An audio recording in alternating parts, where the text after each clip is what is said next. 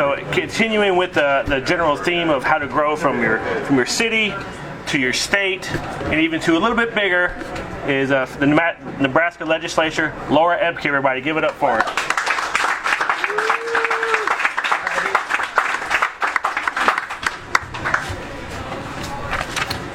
Can you hear me? Yeah. Okay. Some comments were made about CBD versus medical marijuana. I am a co-sponsor of all. I've been a co-sponsor of all of the medical marijuana bills. I also did carry the infamous bill that was passed, the GW bill this year. My theory behind that, and not everybody agrees, is that something is better than nothing, and that. Medical marijuana is not on the verge of passing in Nebraska, and so I would rather get something, especially for the kids with Dravet's and others. But I'm not going to make a fight about this one. Okay. Yeah.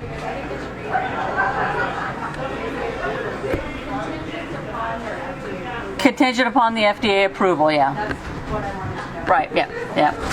And which, you know, and there is a research project going on at the University of Nebraska. So, yeah, okay.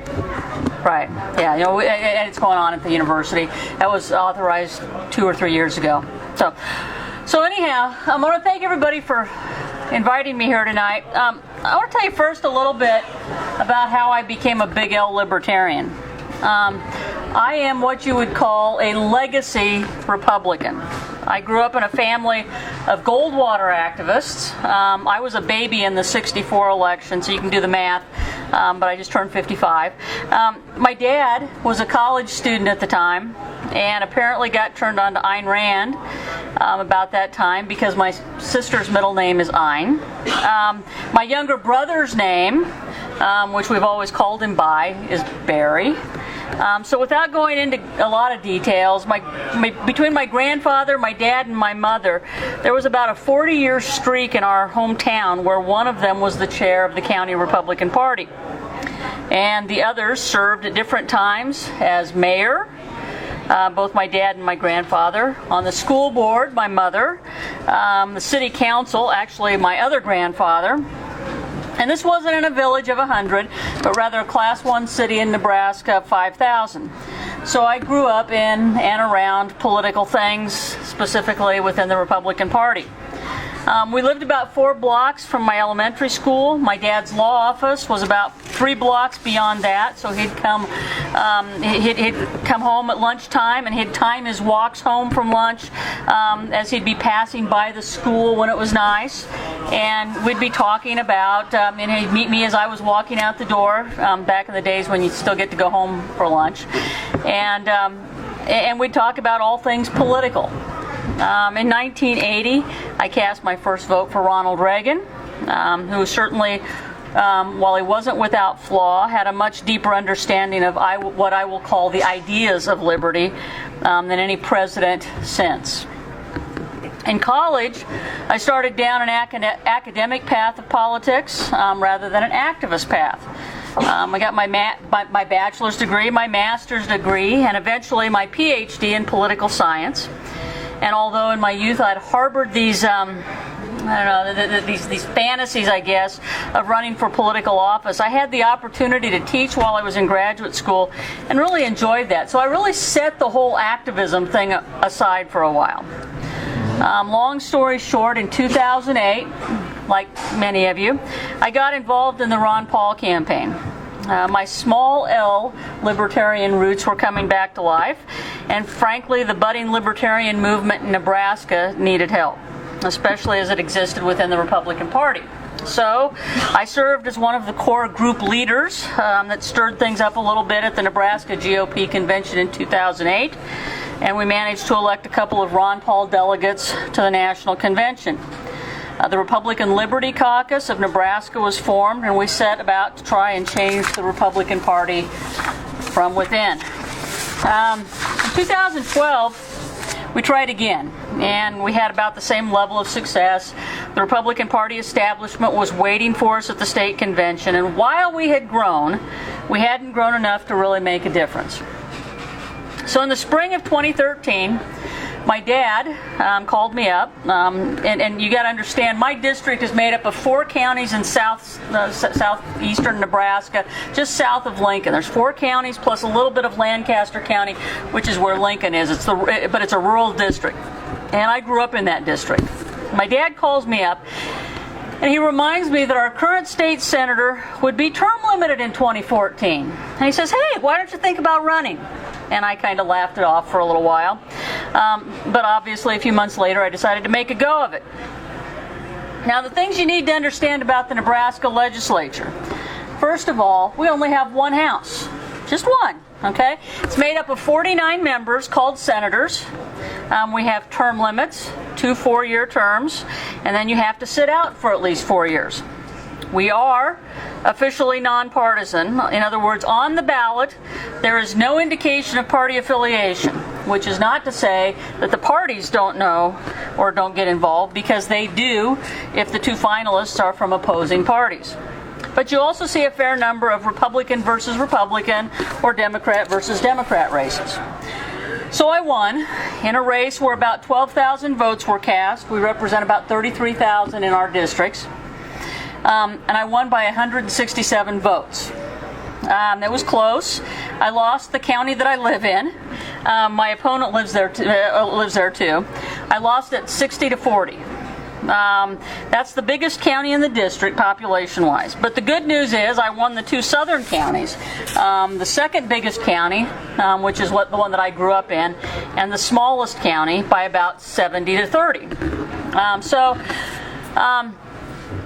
I think that in the 4th county, I think 4 votes separated us. So we were pretty close.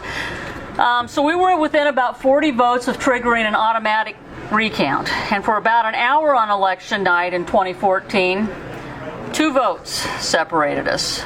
Kept flashing up on the television. You know, I was ahead by 2 votes. He was ahead by 2 votes. So what does a libertarian Republican do when they've been elected to an officially nonpartisan legislature, and the governor, also elected at the same time, is a more conservative Republican? Well, this is where it kind of got interesting for me. In my first session, I was assigned to the Judiciary Committee, the Business and Labor Committee, and the Urban Affairs Committee. Now, most of the trouble I got myself into came out of the Judiciary Committee. First up was the death penalty repeal. Nebraska has had a death penalty on the books forever. In the late 90s, they had switched from the electric chair to lethal injection by statute, and they haven't had an execution since. The state hasn't been able to procure the drugs needed, and it's just been a big problem.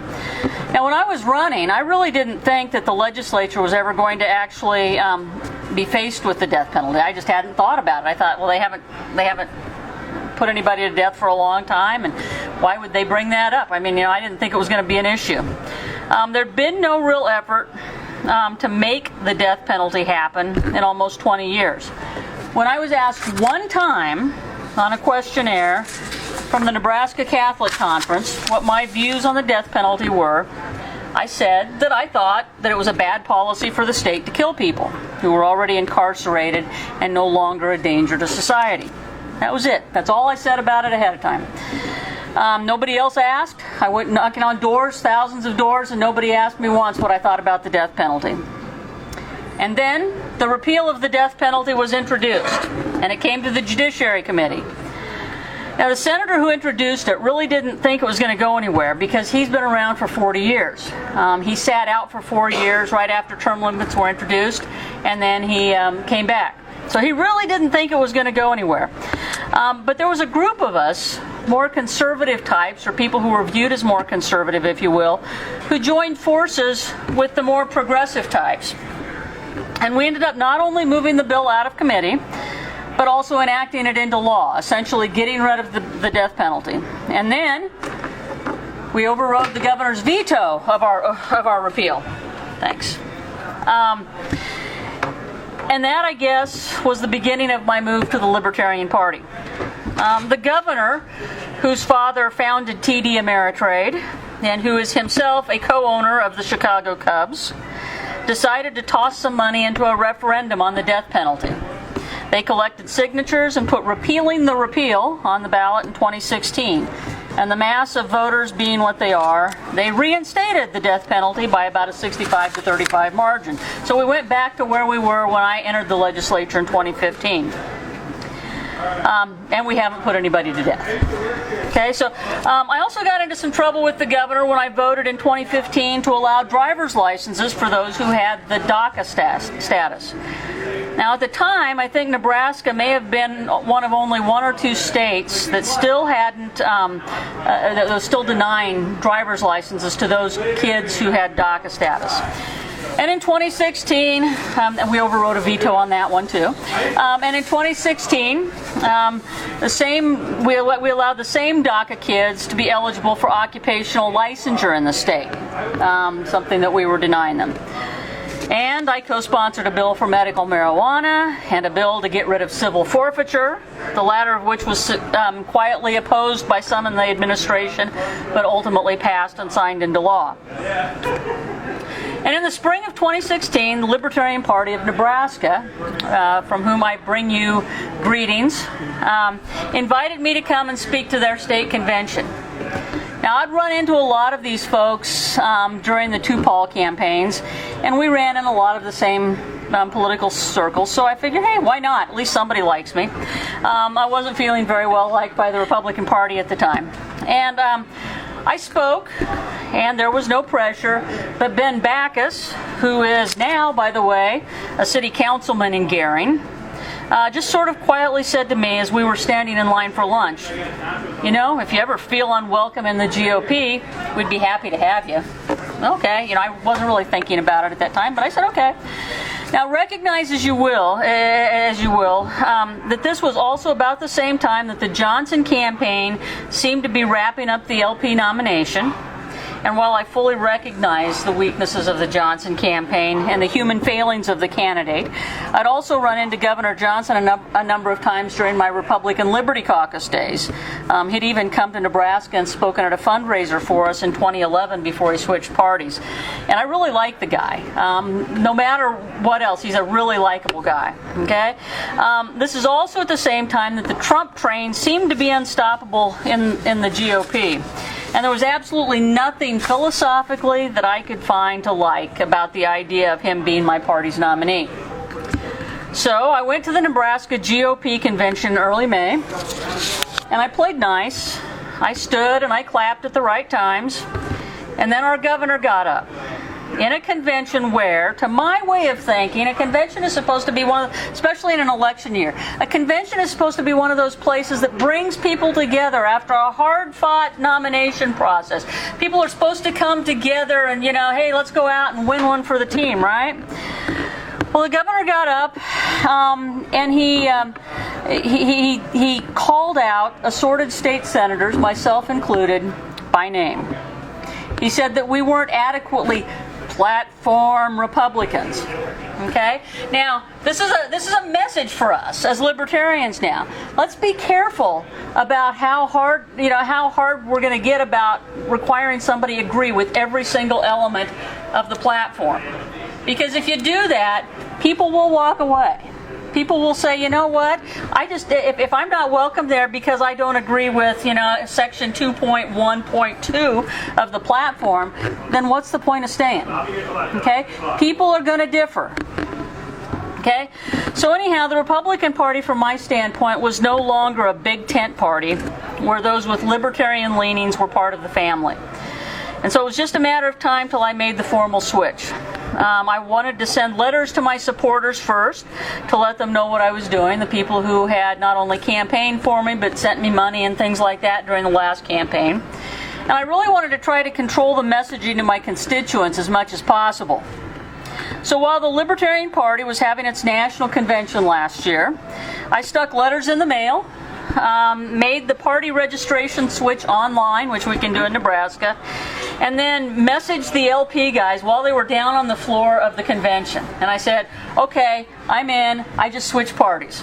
Okay? I said, but don't tell anybody my name yet, okay? And they didn't. But they did announced that they were now the state with the newest the newest libertarian legislature, and they didn't say anything else. That percolated for a few days, and then I started getting calls from the media. Because they'd heard about this, and I was the most likely suspect, I guess. So I got this call just out of the blue from the Omaha World Herald, and then one of the radio stations, and I ignored it for a few minutes, and then I let it go to voicemail, and I listened to it, and it's like, uh-oh, now I'm in trouble.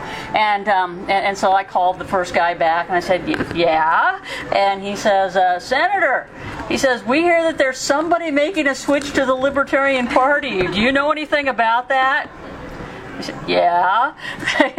And within 6 hours, it was every place in Nebraska. And it got out into the rest of the country as well, that I had switched parties. And they went to the governor trying to get his comment about it, and he said what he said. Wasn't bad, but he was I'm sure he wasn't happy. The political results of the switch so far, well, not much, I don't think. With a few exceptions, most of the people in my district have said, yeah, we don't care, we know who you are. Okay? And that's one of the things that you find out when you go out and knock on doors, and when you go out and do town hall meetings, and you actually sit and talk with people face to face. They understand you. They don't really care that much about your political party. My colleagues in the legislature haven't seen it as a big deal either. Within hours, I started getting phone calls and letters from them. Some of them saying, "Good job, wish I could do it." Some of them saying, "Yeah, that's okay. We always knew that's what you were anyhow." I mean, that sort of thing. But probably most significant, they elected me as chair of the Judiciary Committee this year, and they have. They have typically allowed me to do things as if I was, I'm one of the leaders in the legislature, and so they haven't turned their backs on me. That's one of the advantages of the nonpartisan system, because we don't caucus by party. If we did, I have my caucus under control, but we don't caucus by party, which is a good thing, I think. So I think it's possible, though, that something new will happen in the next couple of months. We have until March 1st for somebody to file for election for the office before the primary next May. And I think it's possible that the governor will attempt to run somebody. The Democrats have told me they're not going to, and I guess I believe them. The Republicans haven't told me that, and in fact, I've heard them talking to people, a turd of people who they've talked to about trying to get them to run, and everybody says no so far. But I think they're still going to keep trying. But the governor did in 2016. There were 3 of those senators who, or maybe 4. I have to stop and think about 3 or 4 of those senators who he'd called out by name at the state convention, who he did run somebody against, who he supported, other Republicans who ran against Republicans, and they ended up incumbents got beat as a result of the governor's support in large part. So anyhow, they may not. He's going to be running for re-election. The governor is in 2 years, or next year, I guess. At the same time I am. So he may not be so focused on me, but I'm not counting on that. So I'm out knocking on doors. I'm out doing lots of parades. I'm out doing town halls. I've done 33 in 16 different communities since I was elected since I took office in 2015. So I want to talk just a few more minutes about how we can advance liberty, because that's something that we as libertarians need to understand, I think. And when we need to learn how to play the political game and move the needle in the right direction rather than let it continue to slip in the wrong direction. So you've all probably heard the song, the Kenny Rogers song, The Gambler, right? If you haven't, go listen to it. It's on iTunes. This is the message that I've kind of settled on. Politics is a game. Hopefully there's some idealism involved as well, but ultimately, no matter what your ideas, it's in the game of politics, the secret to surviving what? Is knowing when to play your cards, knowing when to walk away, and knowing when to run. Now, libertarians are, to my unbiased eyes, I guess, really, really intelligent and really, really idealistic. And we tend to like to let people know those things about us. That's not always a good thing. There's a movie image, and don't ask me what movie. I think it might have been Animal House or one of the Mel Brooks comedies. But I have a memory of a conversation in the movie about philosophy, and someone mentions the German philosopher Schopenhauer. And the character says, Schopenhauer, okay? Now, that's the feeling that people outside of libertarian circles get when they stumble into a gaggle of libertarians. You may have read the libertarian canon. You may have read Bastiat and Hayek and whoever else is on the list these days. But they probably haven't. And their eyes glaze over. People in the real world don't care that much about the great philosophers. I've never once seen a conservative Republican quote Edmund Burke. What people care about are simple ideas, put simply. And that is the challenge that we in the Libertarian Party have, I think. We've got to figure out somehow how to make those principles of liberty accessible to the broader public, okay? And we've got to do it without scaring people away. And that's something that we are really, really bad at sometimes. Now in March, I was part of a panel at the LP Colorado convention. I've been in Colorado, Indiana, now South Dakota. I'm going to Kansas and I think Missouri sometime in the next 6 months or so, and maybe Texas. That one's sort of pending yet. So, I mean, I've had a good time traveling around talking to libertarians. But at the LP convention in Colorado, the question for the panel revolved around the idea of Liberty Town. In essence, if we had our own Galt's Gulch, what would it look like? And Austin Peterson and Steve Kerbel and Arvind Bora were all on the panel as well. And to be absolutely honest, I didn't contribute as much as I should have because I live in a totally different world. I don't live in a world where we can start from scratch. I live in a world where people have expectations of government building roads and providing schools. I live in a world where it's assumed that the government will license professionals and will protect children from abusive parents. I live in a world where people expect law enforcement to protect them and the state to punish those who violate them. I live in a world not of a couple of hundred of my best friends and ideological soulmates getting together to create our own society, but in a diverse society where political philosophy spans the spectrum from near anarchist to near pure collectivist. So how do we move in the direction of liberty? And I tell the guys in the Libertarian gals, but mostly guys because they're on the State Central Committee, in the Libertarian Party of Nebraska, that we need to think incrementally. That's not a positive thing to say amongst libertarians, I get that, okay? But we need to think incrementally.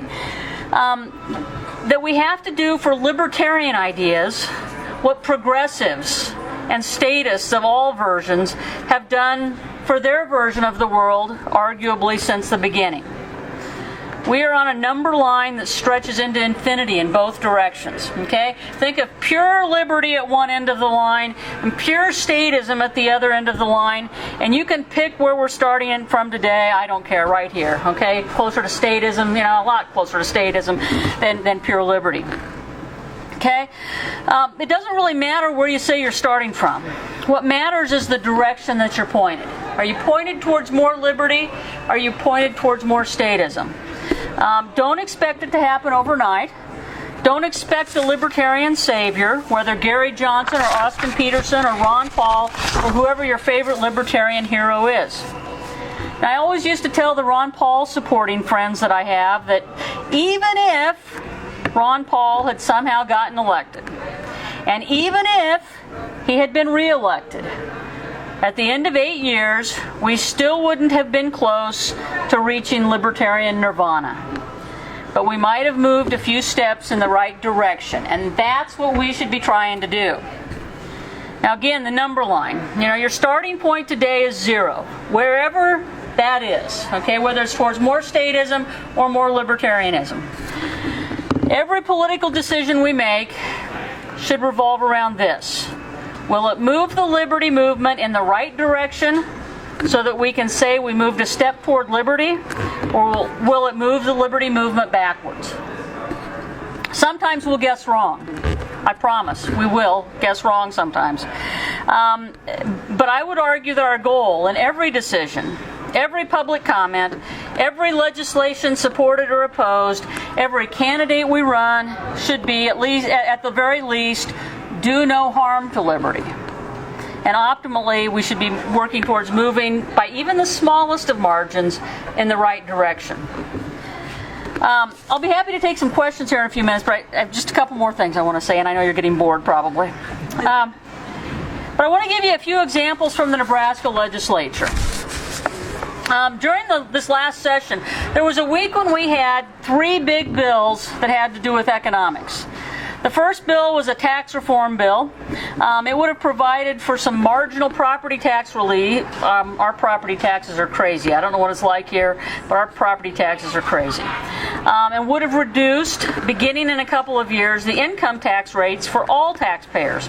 Now, the usual suspects got upset. Tax cuts for the wealthy! And sent out graphics that showed, that someone making $500,000 would get more money back than someone making $50,000. Never mind that those who are making $500,000 are already paying a lot more, and that if you cut the taxes of everyone in our relatively flat income tax structure by 1%, yes, those who pay more will get more back. Math is funny that way. At the end of the day, I had sent my staff home and was just getting the last of my things together, and my office phone rang. Now, that was my first mistake. I picked up the phone. A constituent wanted to argue with me about tax cuts and thought that the rich ought to pay a higher percentage. And I listened for a while, and then I asked her, what do you think is a fair amount to take away from those people? And first she said, well, they don't need 20 houses. I said, okay, fair enough. But what's a fair percentage of their income for the state to take away from someone? And her response, and this is what we're facing, folks, her response was, you're not taking it away from them if it's taxes. Oh, the things going on in my head at the time. The things I wanted to say. But I didn't. It wouldn't have been productive for me to say what? Taxation is theft. It would not have been productive for me to say that. And it would have set me up for another 30 minutes of conversation that I wouldn't have really enjoyed all that much. So I said instead, well, we'll probably just have to disagree on what appropriate tax policy is. And wished her a nice day, and that was it. Now, how many of you in this room have or are currently holding any kind of public office? Anything at all? Not very many. Well, I will tell you that I think libertarians find that when they hold public office, that if you hold public office, that that means that we don't have anarchy, right? If you hold public office, that means we're not in a state of anarchy. And a lot of questions we're faced with aren't really clear liberty versus not liberty. Constituents expect certain things. We can't just say no all the time, because if we do, we'll not get reelected. And yes, I know that Ron Paul was Dr. No, but he also had the reputation for doing really great constituent service, and he picked his battles. He didn't say no to everything. Rather than saying no, we have to keep our eyes on the goal. Okay? Lots more liberty. That's what we want. And we have to make rational judgments about which battles are worth the fight. Those decisions will differ from race to race, from issue to issue, and even across geographic boundaries. You've got to know when to play your cards and when to fold. The goal should always be to walk away from any political game, whether it's an issue game or an election, with a little more than you walked into it with, right? Do you guys have gambling here? And they have it in Iowa. We don't have it in Nebraska. We don't have casinos or anything in Nebraska. We're and it's constitutionally, we don't have gambling. So as I understand it, that's the way, you're supposed to walk away with more than you walked in with, right? Or at least not lose. So it doesn't sound, that doesn't sound a whole lot like, we're all in on liberty, right? But if you look at politics as only one hand, and always see political decisions as all or nothing, and I know libertarians seem to think of things as all or nothing sometimes, then more often than not, you're going to get nothing. And if you get nothing, you're not furthering the cause. You only advance liberty if you can get a little more liberty, even if it's only a little bit. Okay? Politics is a long game. It's not one hand. In fact, played right, it's much more like a multi-dimensional chess game. The old Star Trek stuff where they're playing with multi-dimensional chess. It's far more like that than it is about cards. We need to be able to look ahead and see what the results of our actions will do for our end goal. Will demanding all or nothing win people over to our side? No. It won't. I don't think it will. Will saying taxation is theft ingratiate us to those government trusters on both the left and the right? I don't think so. Will saying that we don't need government to build the roads really help our cause when the paradigm says that government must be the planners of infrastructure? No. So if you really want to make more liberty, I'm going to challenge you to do a few things. First of all, spend less time on Facebook. Okay? Stop expecting perfection in other libertarians. Look at the end game. More liberty for our kids and grandkids than we have. Now, I was one of those crazy people who actually loved the Johnson Weld team. Not because they were perfect libertarians. Indeed, I'm not really even sure what that is. But because of what they represented. There were two former governors who were willing to associate with us. That's a good thing. They were two former governors who understood what a real campaign looks like.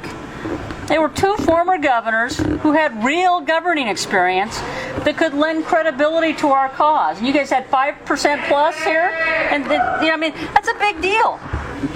If we want to really grow liberty, we need the Libertarian Party to be seen as people who can actually be responsible for governing, not as a bunch of gadflies. We can do that by running people for city councils.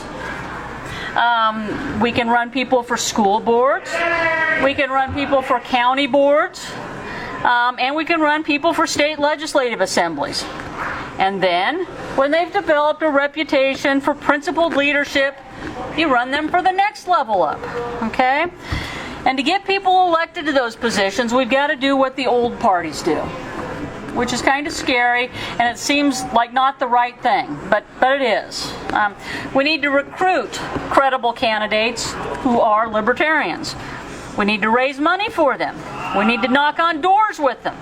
We need to provide them with the resources they need, and we need to encourage them to make the best decisions for less government that they can without putting their credibility at risk.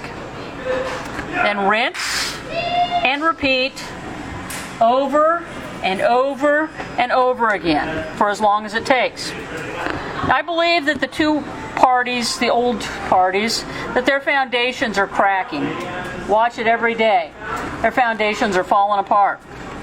We need to offer a legitimate third way. We need to play the long game. Do we run somebody for president? Sure, you got to do that. I get that. We have to have that for ballot status. Although, I'll tell you a story about ballot status here shortly. But until we have proven that we can elect libertarians to state legislatures and governorships and to Congress, don't expect miracles. We can build our foundations as parties used to, from the ground up. Build your local parties, register voters, elect local officials, help bulk up your state party, register more voters, elect some state officials. Politics is the long game. The long game isn't necessarily complicated, but it does require one to keep your eyes on the prize. while taking actions that will move you in the right direction. When you can look at liberty as a long game, that's when you know that you're really ready to make more liberty, because that means that you're willing to accept the good and the bad that comes with politics with good humor. That you recognize that every action isn't going to be a big move. Some of them are going to be small moves. Take joy in the baby steps for liberty. Be willing to take a few more baby steps for liberty. Understand that not every move is going to be the winning move, and that sometimes you've got to move in the wrong direction in order to position yourself for a big move in the right direction. One other thing. Do you guys have a state treasurer? Yeah, Daryl. I have 2 copies of LB 34 that Nebraska passed this past year, which gives Nebraska Libertarians permanent ballot status. So we no longer have to run anybody for governor or any statewide office. I have 2 copies of those. I would be happy if you want to put them up for whatever, I'd be happy to sell them for the benefit of your party. So, with that, I want to thank you all for inviting me. I do appreciate the invitation, and if you got any questions, I'd be happy to try to answer them. Otherwise, have a great night.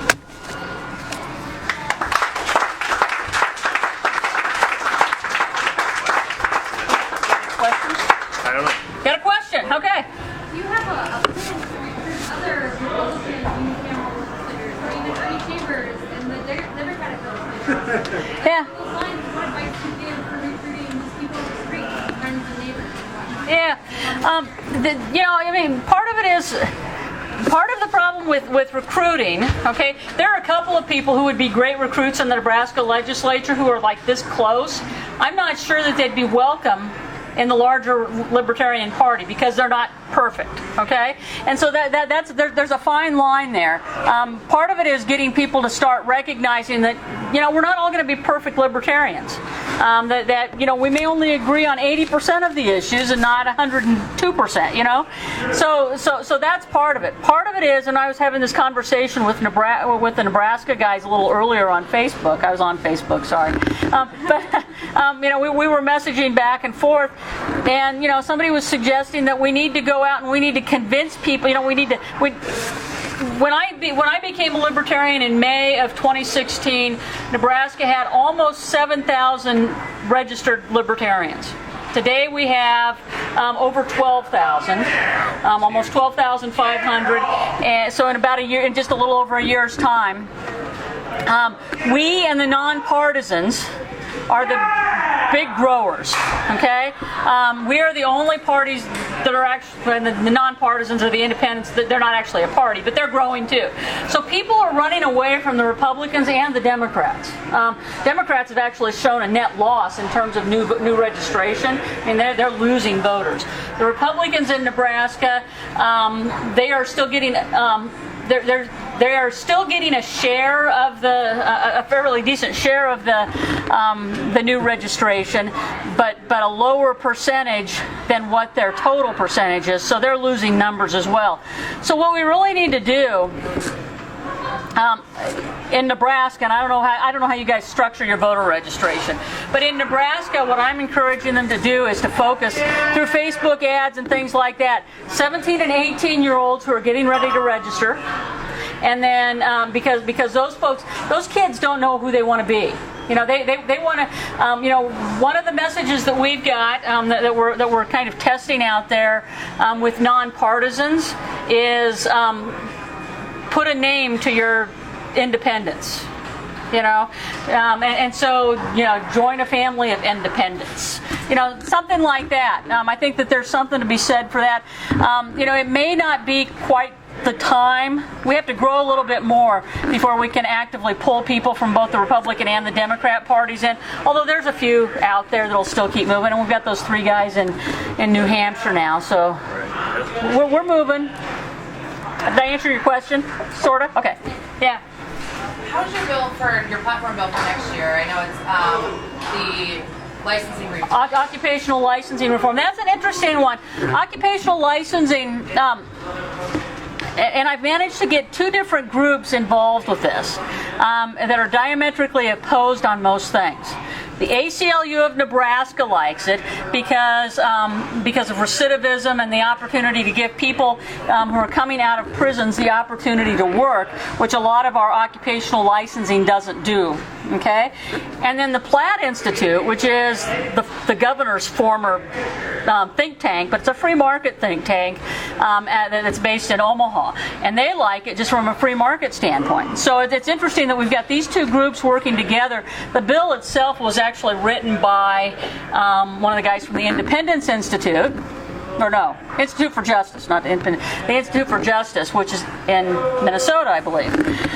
So it's coming along. It's sitting in committee. It should come out of that committee, and if it does, it's my priority bill, and it'll get a hearing. The crazy part about it is, and I don't know if it's, I'm not sure why, but the governor has indicated that they don't like it. Don't know why. I'm not going to get into that, but there's that they don't like the bill. Both the Platt Institute, which should be pretty close to him, has been talking to him, trying to get him to jump on board. That's the bill that does it. You need to have a license to do hair. Yeah. I mean, we've got 175 or 180 different occupational licenses in Nebraska. I mean, and you know, it's not just doctors and lawyers, but it's also horse massage. We had one for who knew? We have one for horse massage, assorted massage therapy kinds of things, hair braiding. You're a rogue hair braider. Yeah. I mean, it's crazy the things that we've got licensure for, and that's totally anti-free market. I mean, there are some things, what's the public safety interest in making sure that somebody who's not using even sharp instruments while braiding hair has to be licensed, which basically is just a way for the state to extort money out of somebody every 2 years. So, but what my bill does is creates, basically sunsets all of the licensing boards, and requires the legislature to look at the least restrictive means for ensuring public safety and so forth, because a lot of these things have just grown over time, and if we get rid of the licensures, then the legislature would hopefully look at it and say, well, we really don't need to have, we can just let this particular licensing board go away. What else? Anything else? Okay, well, thanks again for having me. Appreciate it. Give it up again for Laura Ebke, everybody.